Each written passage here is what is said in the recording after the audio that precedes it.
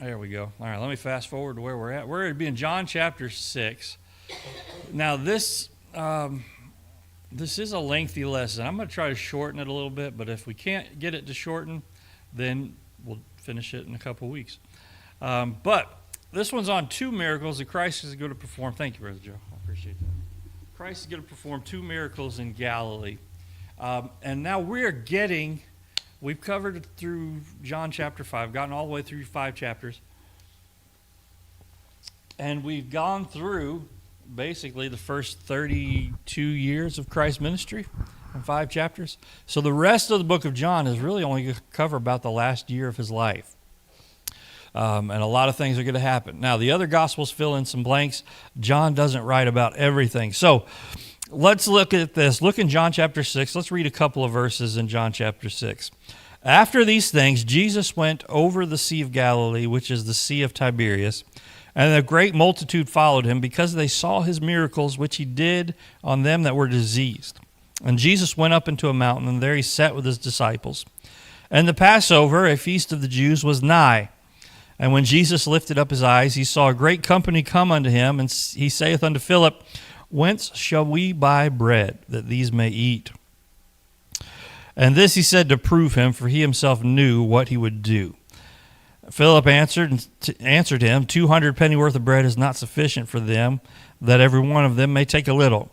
One of his disciples, Andrew, Simon Peter's brother, saith unto him, There is a lad here, which hath 5 barley loaves and 2 small fishes.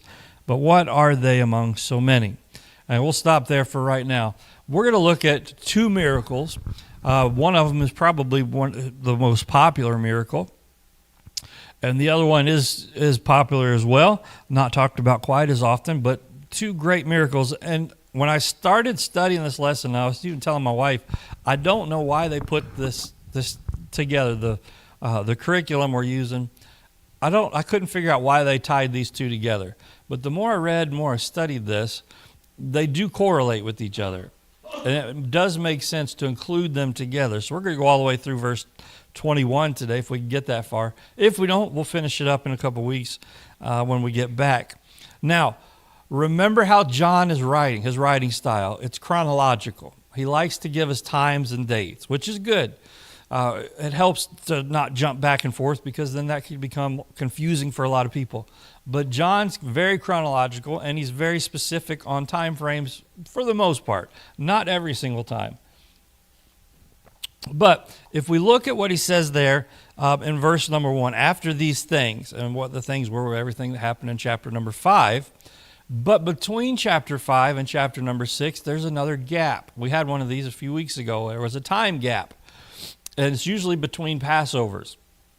Now, if you want to know what happened between chapter 5 and chapter 6, you can go back and read Matthew, Mark, and Luke, and it'll fill you in on the blanks.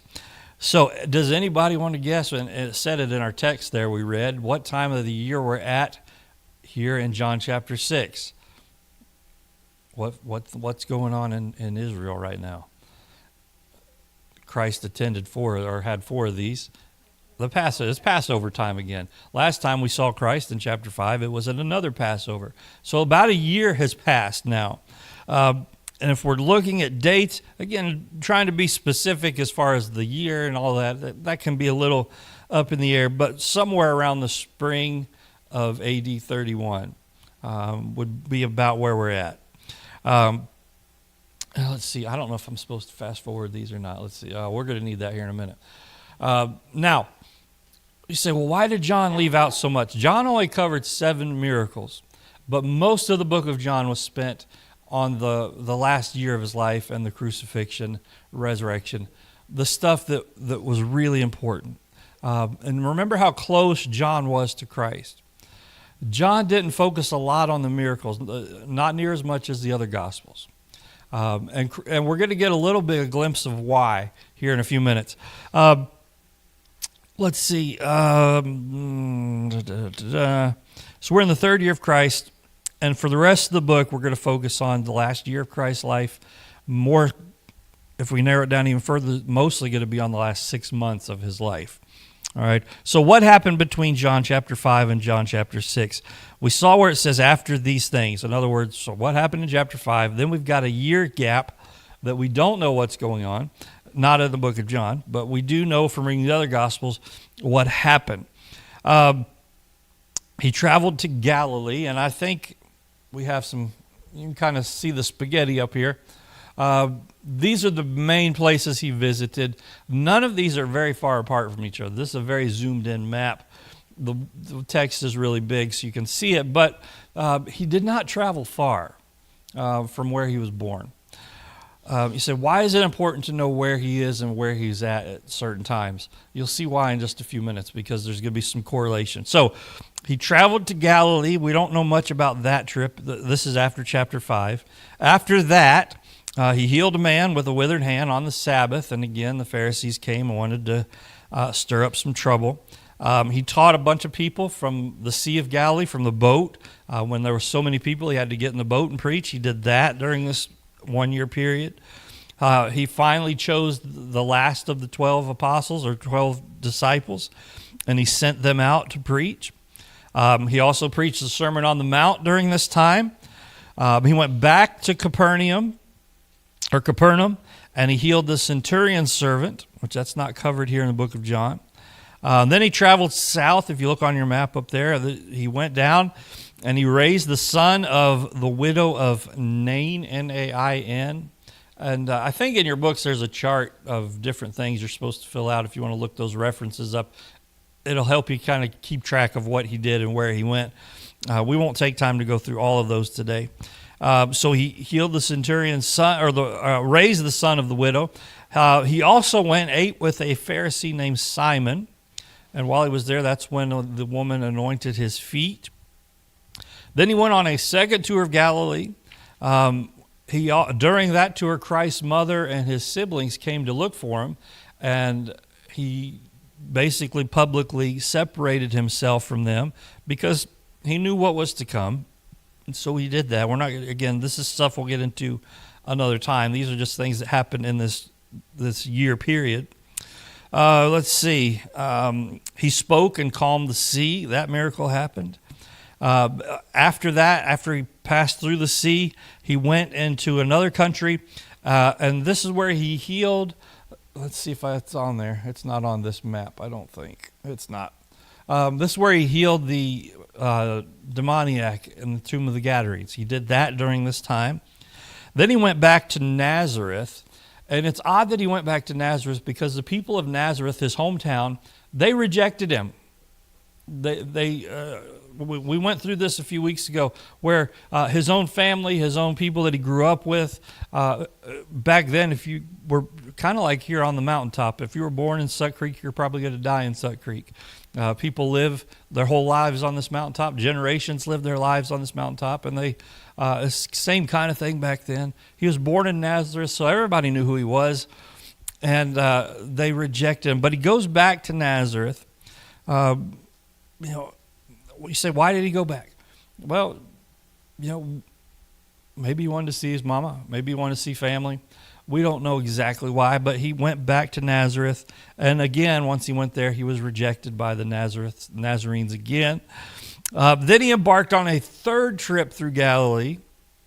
He sent the apostles ahead of him, the disciples. When they came back, this was also, now we're nearing the time where John the Baptist was beheaded, put to death. When Christ heard that news, it changed him slightly. Now, did it catch him by surprise? No. He knew what would come, and he knew what would happen to John the Baptist. He knows everything. But when this happened, it changed his approach just a little bit. Now, remember, he only had so many years to have a ministry on this earth. He knew exactly when he was going to die. He knew exactly how he was going to die. He knew everything about what was going to go on during his life. But when he found out about John the Baptist, something changed just for a short time. When he heard that news, he realized that the disciples and even himself needed a break. They needed to rest.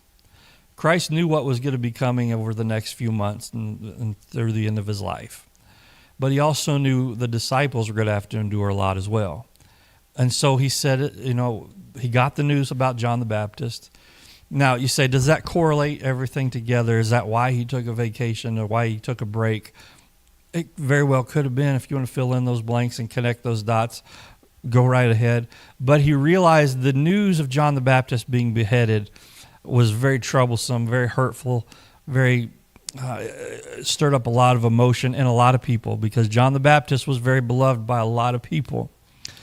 And so he said, you know what, fellas, we're going to take a break. We're going to rest for just a short time.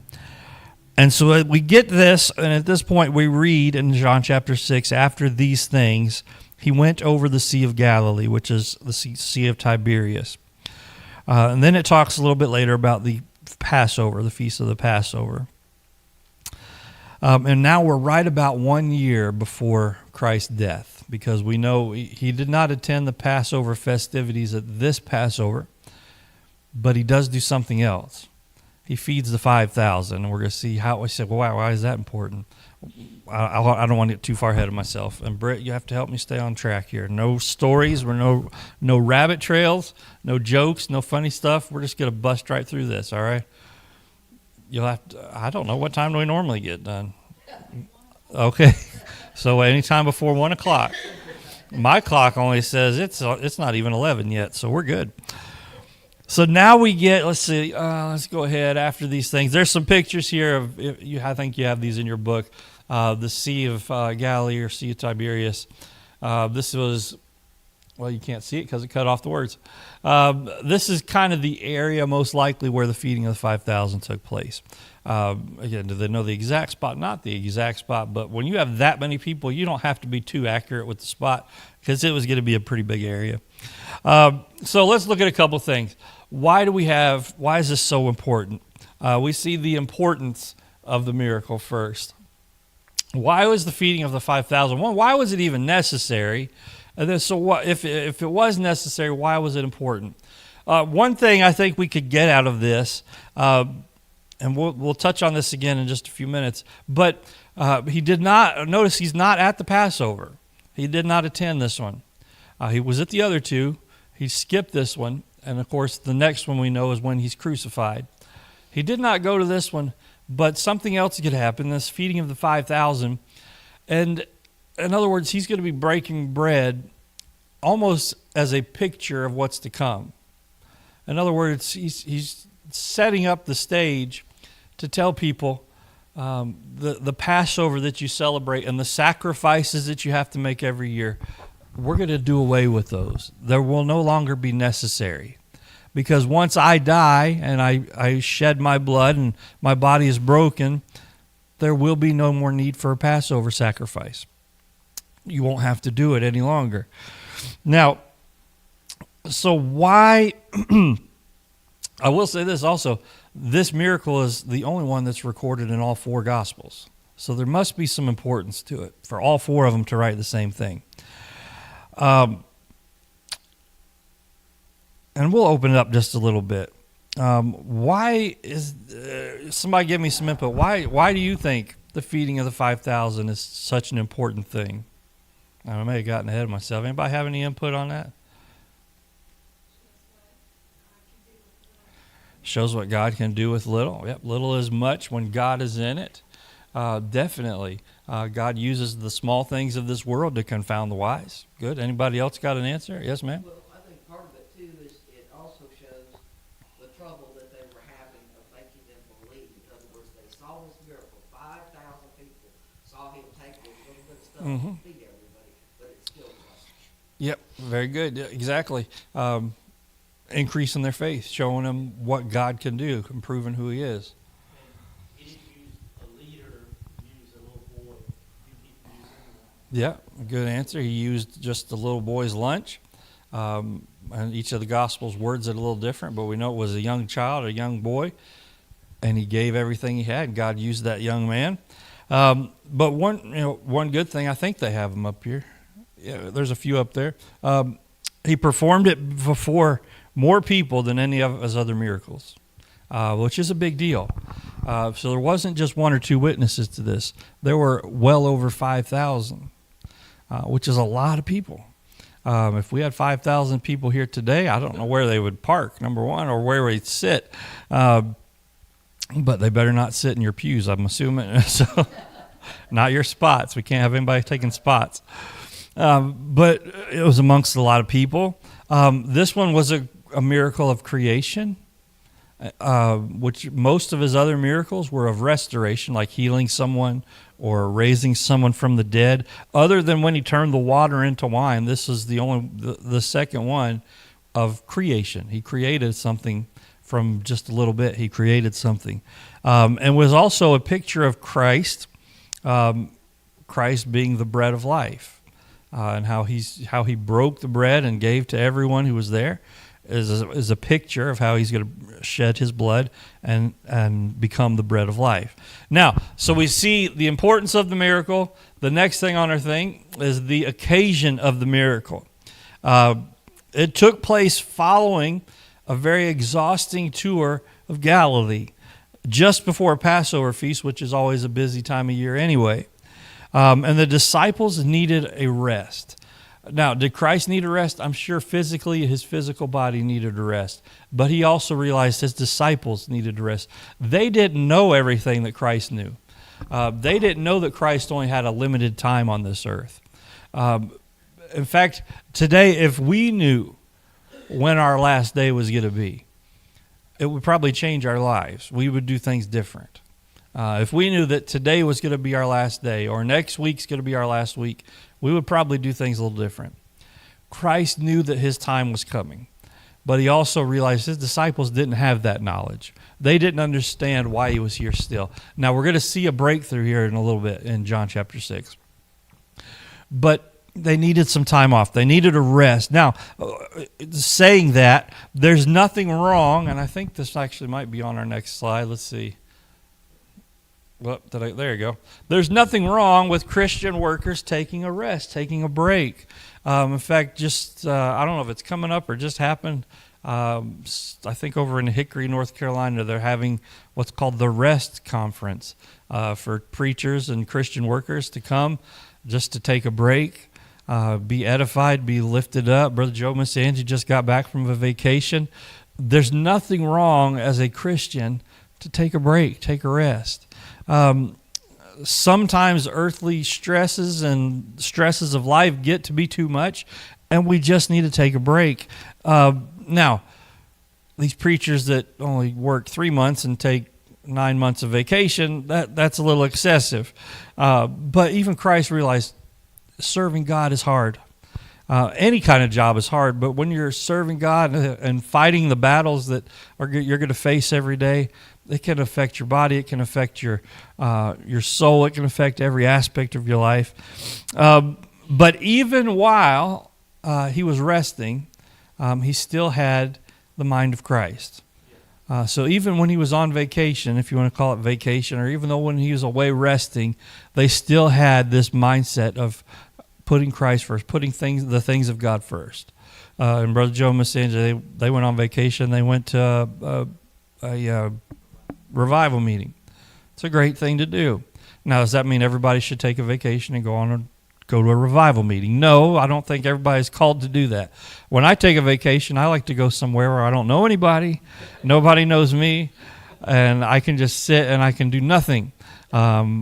And my wife doesn't understand how I can just sit and think of and do nothing. She does. She cannot sit and just do nothing. And that's because men and women are wired a little bit different. Like she'll ask me sometimes, what are you thinking about? What are you, nothing? She can't comprehend that. And just like I can't comprehend why she can't do that. Because in her mind, she's got 20,000 things run through her mind at one time, and I don't know how she can keep them all straight. I've got to shut my brain off every once in a while and just not think of things. But my wife is very good about, even yesterday, we were up here for a while, and I said, I just want to go home and crash and want to rest. And when we get home, she rested for a little while. But then she had so many other things to get ready for school. We got the kids coming back. I got to get to work. We got to do this. We got to do that. She's got all this stuff running through her head. So while I was laying in the bed resting, snoring most of the time, she was laying in the bed. Was she resting? No, she was in the bed, but her mind was going 100 miles an hour. So for her, that's not the same kind of rest that I get. Now, when she rests, she has to wait till everything is done. I can drop it. I can go to bed right now. But men and women are different, which is a good thing, because if she was like me, our house would be total chaos, and we probably wouldn't even know where our kids are right now. So thankfully, her mind works like that, and she's able to keep track of when I need to go see the doctor, or when the kids need to go to the dentist, because I'm not going to the dentist. I know that. We already talked about that this morning. But she's able to keep track of all that in her mind, and I can just literally think of nothing. And for those of you, maybe I'm the only one, I don't know, but I can seriously, I can just lay down in the bed or sit on the recliner and just stare at the wall and not think of anything. But even when we take a break, we should still have our mind on spiritual things. And it's good sometimes to go away to a conference or something like that and be refreshed and be rejuvenated.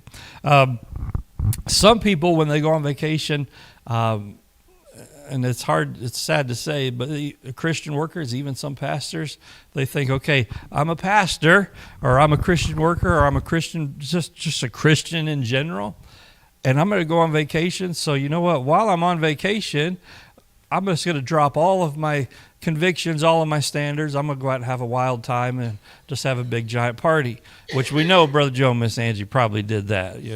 They're pretty wild. And but we should not go to that extreme either. Remember, we are still Christians. We still represent Christ. So if we go out there and live like the world and party like the world, that really could hurt our reputation. A lot of churches. In fact, I watched a clip. I think it was last night. They were interviewing some Christian praise and worship guy who's real famous. I don't know who he is.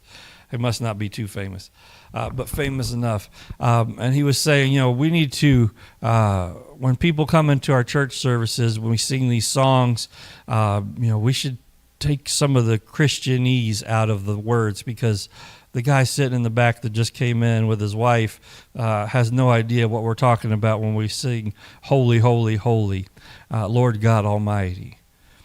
Well, you got that backwards there, buddy.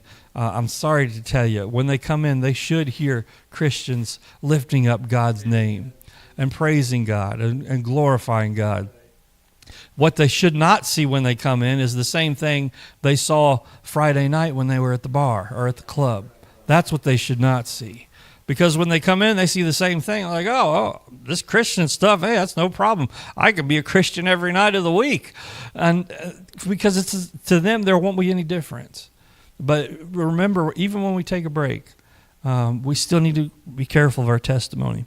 There are some Christians, again, this has to be a personal conviction. They don't go to church when they're on vacation. I know growing up, when we would take family vacations, most of the time, if we took a vacation over a Sunday or a Wednesday, we would try to find a church. We found some churches sometimes. We found some that we just sat there for about 5 minutes and said, okay, well, we'll skip church today. And we'd get up and walk out because sometimes you just never know what you're going to walk into. But now there were other times we were on vacation and it just didn't work out. We were trying to get to a destination by a certain time, or maybe there was car trouble, whatever the case. And we would not go to church. But if you're on vacation and you have an opportunity to go to church, then go to church. It's great visiting other churches. When my wife and I were dating, we went to visit their family farm in Moultrie. And Sunday came around and we wanted to go to church. So we found a little church in Moultrie and had a good time, went and worshiped together. I could not tell you the name of the church today, but it's probably still there. But we went to church, even though we were still on vacation. And then I think, is it on your screen? No, it's not on your screen. I'm supposed to. It has a little thing on my paper to tell me when to turn the page. And I guess I should pay attention. Be willing to have your vacation plans end sooner than planned. Sometimes things get in the way. As a pastor or even just as a person, something could happen. I know many pastors that have vacations planned. All of a sudden, there's a death in the church, and they have to change their plans and stick around. Same with us. If we might have a plan to go somewhere, and all of a sudden, maybe one of our children has a need, or a loved one passes away, whatever the case may be, and we have to change plans. So, and I say all that to say this: vacations are good, vacations are necessary, but they should not take priority over the things of God. And that's where we got to make that balance. And that's really kind of the point of what we're getting here. We don't want to get too wrapped up in, we would love to take a Disney vacation. We tried to do that a few times. And there's so much involved to try to go to Disney World. It's almost a job, a full-time job just to plan the trip. So we have not taken a Disney vacation yet. And I don't know if we want to now. But just remember, don't let our downtime rule over our time that we need to spend serving God. What's that last thing? Talking about near the time of the Passover. I didn't make these slides, so I'm just trying to go as we go. Let's see. Let's move on. We also see another miracle that's taking place near the time of the Passover. That's what that's for. Here's what we see, and now we'll get to the good stuff. The failure of Philip and Andrew. The failure of Philip and Andrew. You say, what are you talking about? Here's where we have the failure, and we really are going to go through this fast. Look in verse number 5. When Jesus lifted up his eyes, he saw the great company come unto him, and he saith unto Philip, Whence shall we buy bread that these may eat? And this he said to prove him, for he himself knew what he would do. Philip answered him, 200 pennyworth of bread is not sufficient for them, that every one of them may take a little. One of his disciples, Andrew, Simon Peter's brother, saith unto him, There is a lad here which hath 5 barley loaves and 2 small fishes, but what are they among so many? So we see, what are you talking about? The failure of Philip and Andrew. Now, let's go back all the way to the Garden of Eden. When Adam and Eve sinned, and God came down to find Adam, like he did every day, what did he say? What was the first words out of his mouth? Where are you, Adam? Where art thou? Did God know where he was? Of course he knew where he was. So why did God ask Adam where he was? See what his response would be. But even, let's go a step further. I think you wanted Adam to see where he was. And think about it. He wanted Adam to realize he messed up. He did something wrong, and he wanted Adam to realize, Adam, I know where you're at. It's more like we'd call it a rhetorical question today, because God already knew where Adam was. So now he's talking to Philip, and he says, Philip, where are we going to buy bread for all these people? Now, did Christ already know? Of course he knew. In fact, verse 6, he said this to prove him, for he himself knew what he would do. He knew what he was going to already do. He knew he was going to perform this miracle before he even asked Philip that. So why ask Philip, what are we going to do? It wasn't a question for Philip to necessarily answer. He was seeing what Philip would say, see if Philip would realize what God was going to do. But Philip failed the test. Philip said, I don't know. Even if we had 200 penny worth of bread, I wouldn't even put a dent in this. Even if we had 200 penny worth of bread, even if we could afford it, it wouldn't be enough. And so they were facing a trial. They were facing some trouble. They didn't have a good answer. And Andrew did the same thing. He says, all we have are the 5 barley loaves and 2 small fishes. He says, this isn't even going to make a dent in it, Lord. Why in the world would you even ask us that? There's nowhere, we can't run down to the food city. We can't go down to the Piggly Wiggly. It's too far away. And even if we could get to the Piggly Wiggly, they don't have enough food for 5,000 people. So we're kind of in trouble here, Christ. We don't know what to do. And so it wasn't that he asked these 2 gentlemen what to do because he didn't know what to do. He did it because he wanted them to realize that there was an adversity they were facing at this moment. Christ already knew the adversity that was going to come, and he already knew how he was going to resolve it. He asked Philip and Andrew that question Because he wanted Philip and Andrew to realize what was about to happen. Instead of saying, Lord, we can't do this on our own. This is going to have to be a miracle. You're going to have to do something great. I'll come over this way maybe. I don't know, maybe the devil's in the piano. Yeah, I crossed over to Central Time there, didn't I? I'm pretty sure it does run right down the middle of this church. But he's telling Peter, the answer Andrew and Peter should have, or Andrew and Philip should have said, would say, Lord, there's nothing we can do to fix this. This is beyond our control. It's going to take a miracle. That's what he was hoping they would say. They didn't. They're like, we can't figure this out.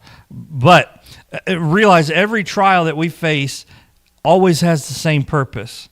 And that is that it does not come by accident, because there are no accidents with God. And they're all arranged by God to test our faith. Say, well, I'll say this. God's been testing my faith a lot lately. And I'll tell you this. I've failed that test a lot lately as well. So what was the problem with Andrew and Philip? They were looking at the outward circumstances instead of the power of God. They had the power of God right there in the flesh, right next to them. And so they were looking at the outward circumstances instead of the power of God to overcome those circumstances. They were calculating, and this is a nice quote, it's not original. They were calculating without Christ. When you try to run the numbers and you leave God out of it, you're going to come up short every time. Here at Mountaintop, Miss Barb, I know that budget can get stressful. But if we do our budget and we forget to add Christ into it, that budget's never going to make sense. If we're going to go forward for God, we're going to have to take some steps of faith in the future. We're going to have to step out and say, okay, God, this is beyond our abilities. This is beyond our means. But we're going to do it because we know you can provide and we know this is what you want us to do. We cannot calculate without Christ. Their response was not grounded in their understanding of Christ. And how often do we do the same thing? I do it all the time. In fact, just this morning, or last night, not this morning, last night, I was thinking, I've got this bill to pay, I've got this bill to pay, I got this bill to pay. And I'm looking at the bank account, and I say, that's not going to work. We run out of paycheck before we run out of month. You say, how does that work? I don't know. He says, I told y'all last week we had a bill that we couldn't pay, but we didn't pay it because we had no money, number one. But we knew God was going to provide and take care of it. And you say, does that happen often? It happens every single paycheck. It's gone before it even hits the bank. People want your money bad. I mean, I just want to watch Netflix every once in a while, but they want their money too. But if you think about it, we do the same thing. When we face a difficulty, when we face a problem, we face a storm, what's the first thing we do? We try to figure out how we're going to figure this out. We sit there and, okay, if I do this, this, this, and this, it'll work out. Lord, could you sign off on this? Do these things, and everything's all good. And I guarantee you, Philip and Andrew are probably sitting there saying, okay, how can we resolve this? Could we send, John, he's a fast runner. We know that from reading on later on. He can run faster than Peter. We could send Peter and John. They could run to town, try to get the food. We're close to the sea. Maybe we could get some guys to go out and fish.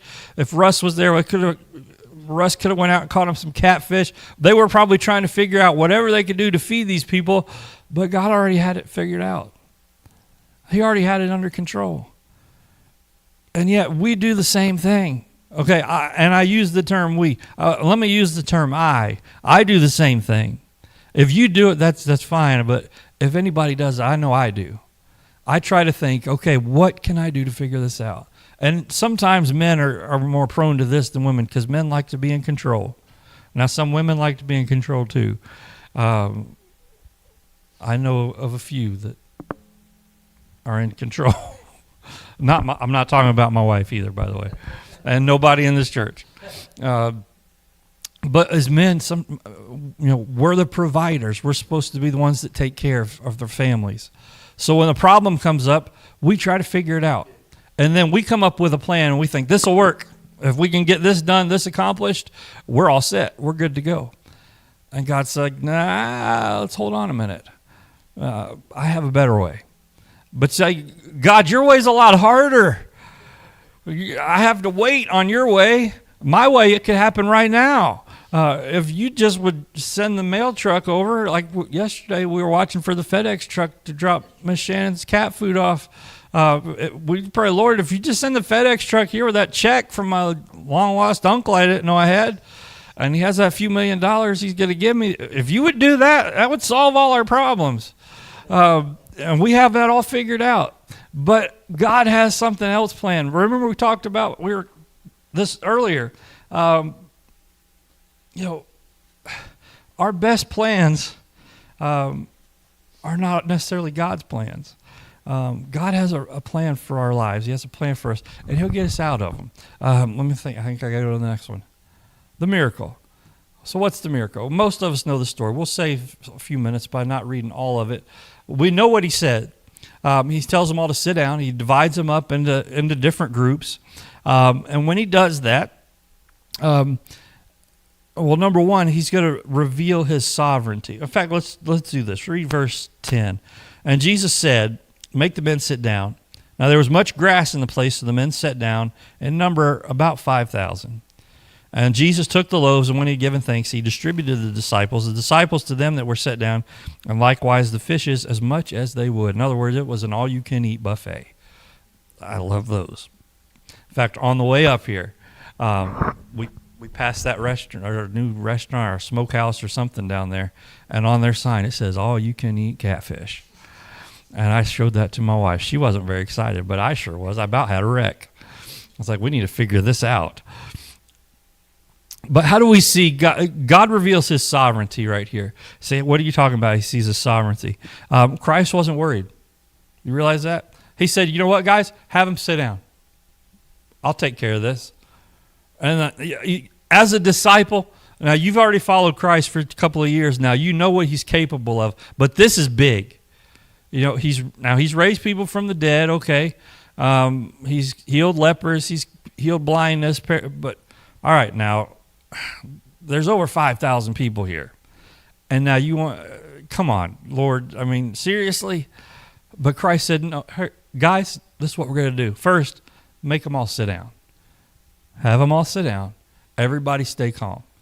I know one thing, my wife hates it when she gets stressed about something.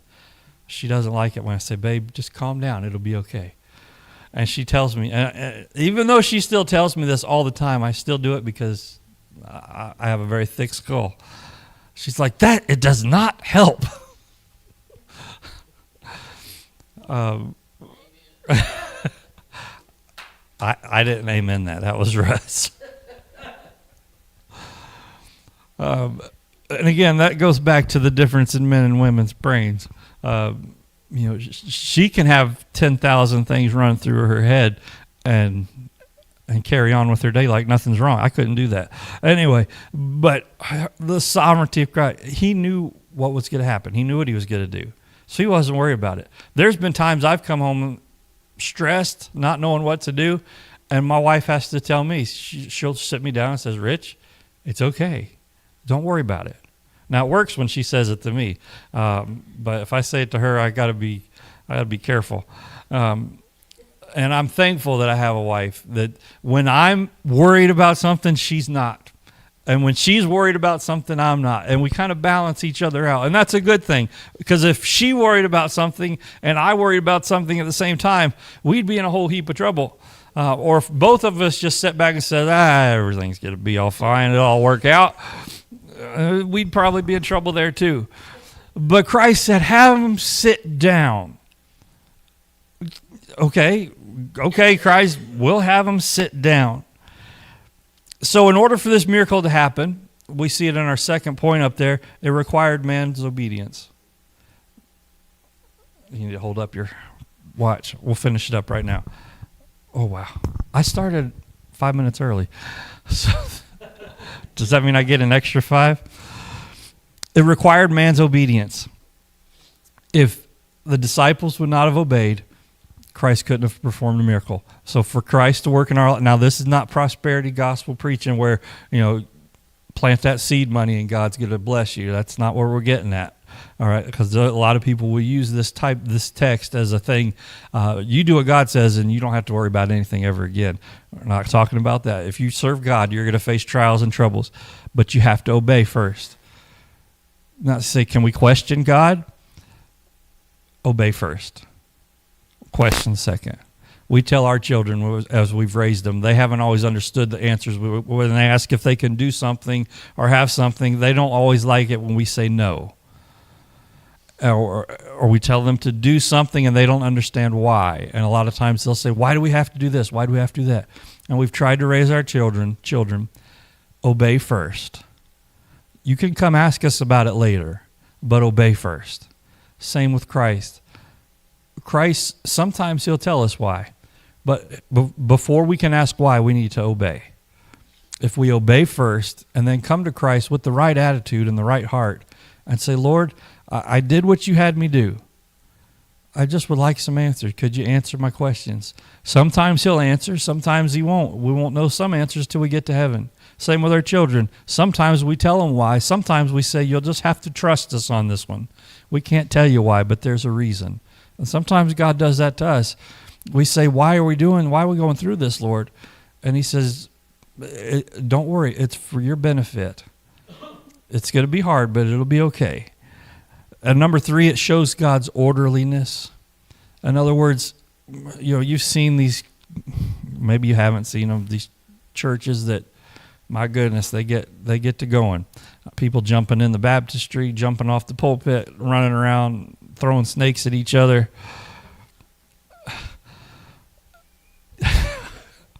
I gotta be nice. Well, Brother Joe, edit out that last 5 minutes if you don't mind. I don't even know where I was at. Snakes. I was throwing snakes. God wants things to be done orderly. And we've all seen these video clips of these churches. There's no orderliness about it. Now, can you get excited in a church service? Can God just touch your heart and you get fired up? Absolutely. I've seen people get fired up. In fact, we just finished a meeting at Shenandoah. It's more like a camp meeting, revival type atmosphere. People shouting, standing, hooting, and hollering. Now, was all that genuine? We'll say maybe 50-50 on that. Yeah, some of them do it just for show. Some of them don't. In fact, I know it's one joke. We'll fit this in. Something my dad used to say a long time ago. He said, when you go to a camp meeting or go to revival or whatever, you take 2 hankies with you, 2 handkerchiefs with you. He's like, you got one for showing and one for blowing. So don't get them mixed up. But God, if we look at creation, we look at everything that God does, he does everything decently and in order.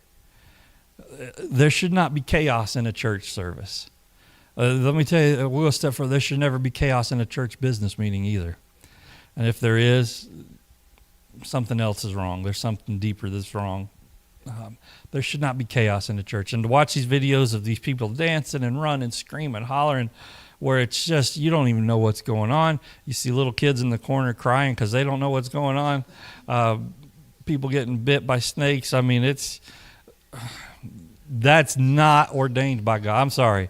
Now, if we pull snakes out here, my wife's going to leave the church. So we won't be doing the snakes today.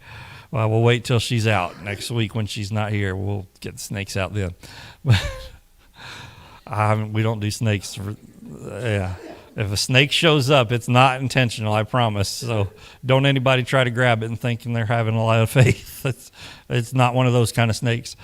It shows his orderliness. Let's finish because I want to close this out. It reveals his omnipotence. In other words, he can take something very small and use it for something really big. He took the tears of Moses as a baby to impact Pharaoh's daughter's heart, enough, if I can get the words out, enough so that Pharaoh's daughter took Moses because of Moses' little crying tears as a baby. He used those tears to save a nation.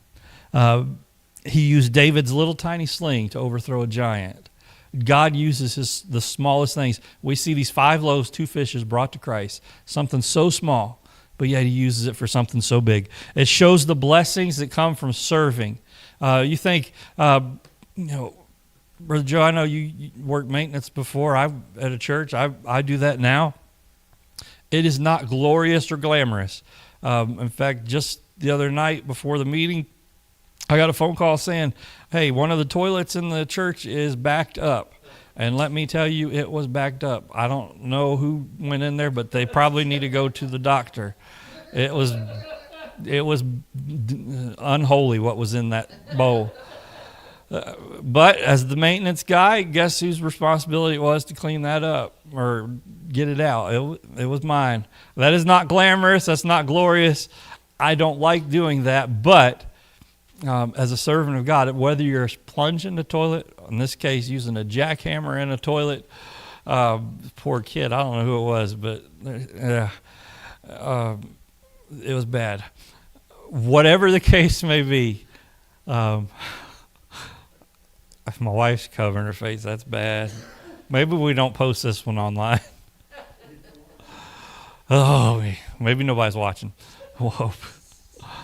Whatever it is, whether you're cleaning the toilet or you're behind a pulpit, serving God, wherever you're serving God, there's going to be a blessing.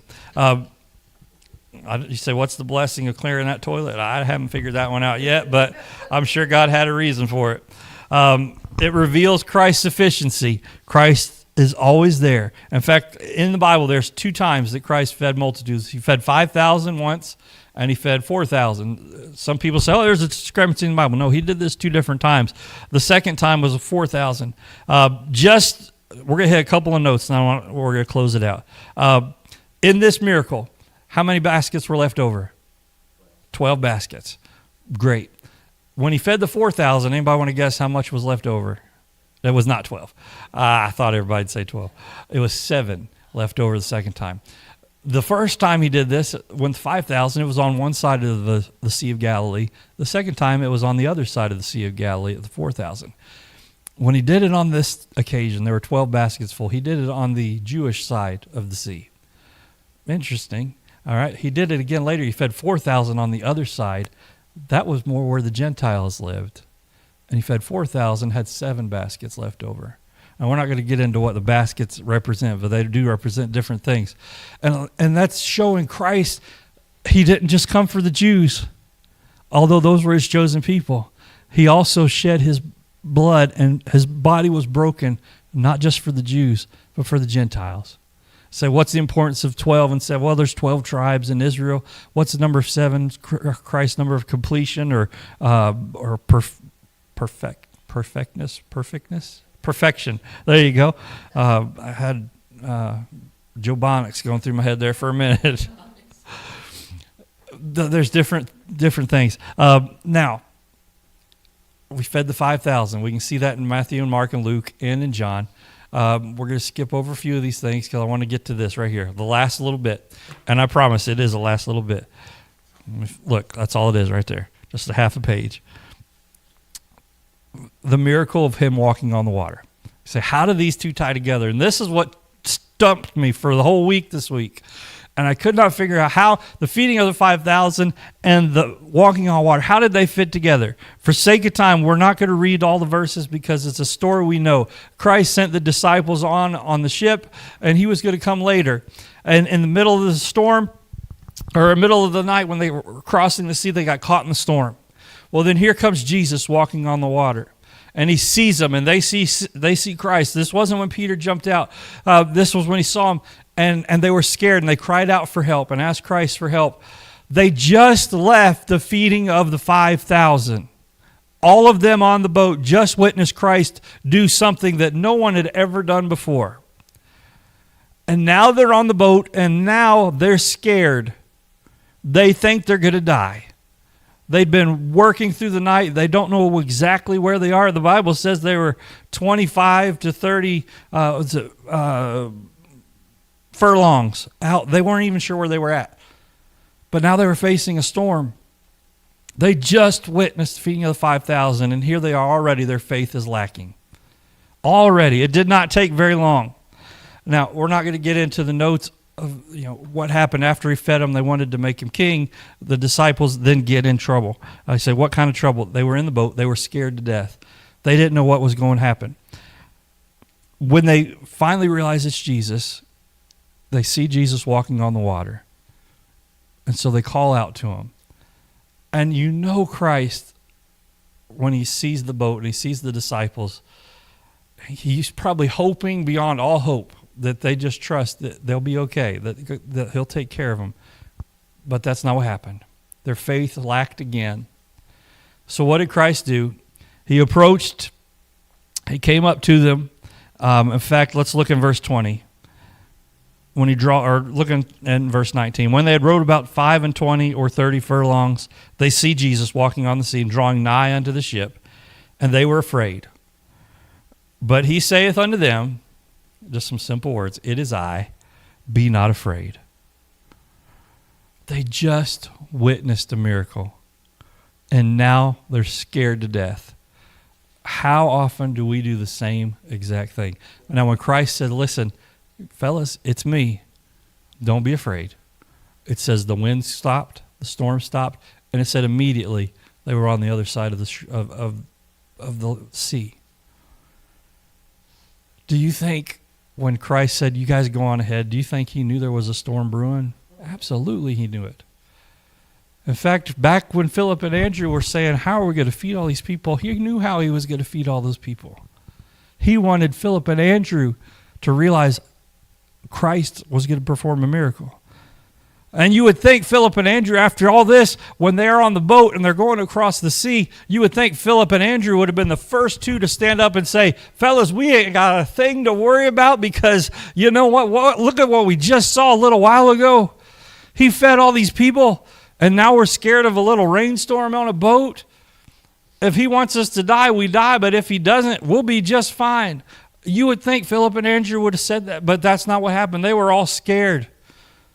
And it took Christ performing another miracle to get them to understand, fellas, you don't have to fear.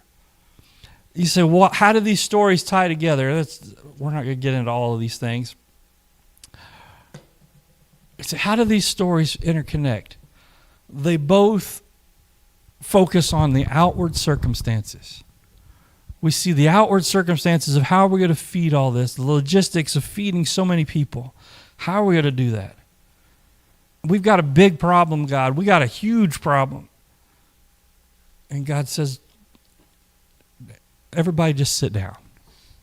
All right, just sit down, and I'll take care of it. Then we get to the boat after seeing this, and now they're afraid. What does Christ say? Guys, it's me. It is I. Be not afraid. And as soon as he said that, the problems were over. Now, does that mean they weren't going to encounter another storm later on? No. There were probably more storms to come. But you know what? If we trust God, and it's on our screen there, and obey his command, he knows what he's doing. Because every trial that comes in our lives is there for a purpose. It's not to drown us in a sinking boat. You say, well, what if we do die? Well, then that's God's plan.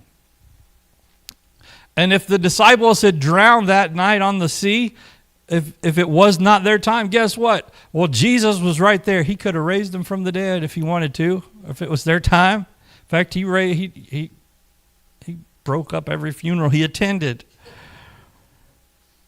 He arranges everything for our good and for his glory. He knows about our problems, and he'll see us through our trials. Because he said, just like he says to them, he says to us, it is I, be not afraid. The trials are going to come. There's no getting around that. The trials, the troubles, the storms, the wondering how we're going to conquer this mountain, how we're going to take care of this problem, they're going to come. How are we going to deal with it? We got to trust God. You say, well, that sure is easy. Yeah, it sounds easy, doesn't it? But let me tell you, it is hard. That's the hardest thing we ever have to do. In other words, we have to do this. If, say we're in that boat and we're fighting or we're struggling on that sea trying to fight this storm, and Christ says, guys, don't worry about it. I'll take care of it. You know what we need to do? We need to just, okay, God, I'm taking my hands off of this. This is a problem that's too big for me. I can do nothing about it. They couldn't do anything about the storm. They couldn't do anything about feeding those people. And God says, all right, guys, now that I've got your attention, sit down and watch what I can do.